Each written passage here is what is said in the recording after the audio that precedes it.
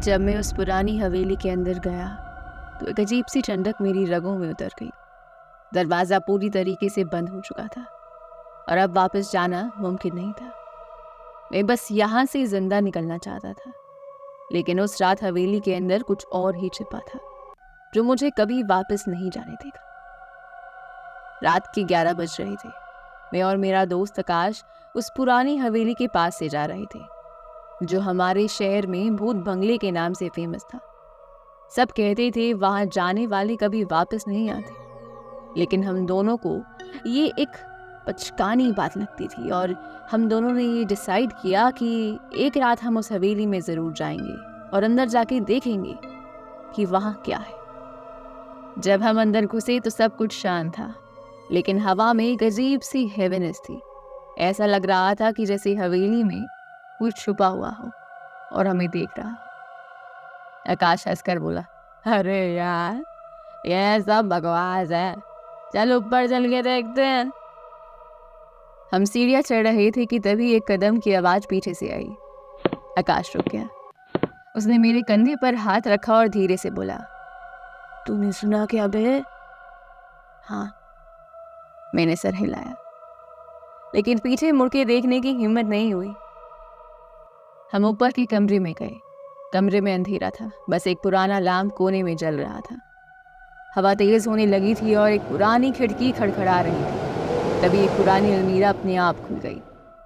अंदर कुछ नहीं था, या शायद था एक पुरानी डायरी। आकाश ने डायरी उठाई और उसे पढ़ने लगा। उस डायरी में लिखा हुआ था कि मैं यहाँ 20 साल से फंसा हुआ हूँ। जो इस डायरी को पढ़ेगा वो यहाँ से कभी वापस नहीं जा पाएगा। अचानक दरवाजा अपने आप बंद हो गया और एक तेज ठंडी हवा कमरे में घुस गई।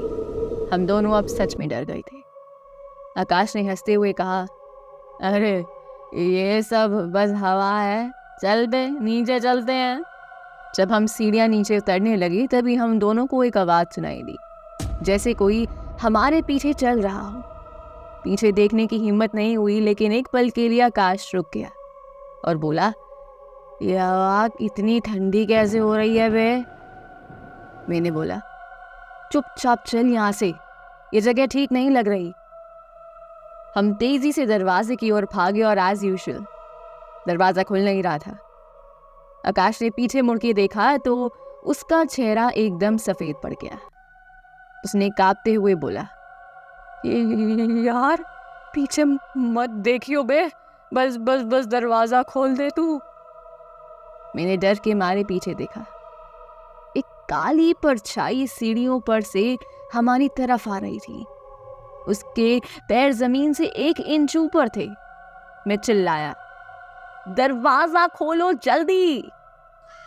आकाश ने इतना जोर लगाया कि दरवाजा टूट गया और हम दोनों बाहर आ गए। हवेली के बाहर आते ही सब कुछ शांत हो गया, लेकिन एक चीज समझ नहीं आई। आकाश अब भी वो सीढ़ियों के ऊपर ही था। मैंने पीछे देखा, आकाश मेरे साथ भाग रहा था।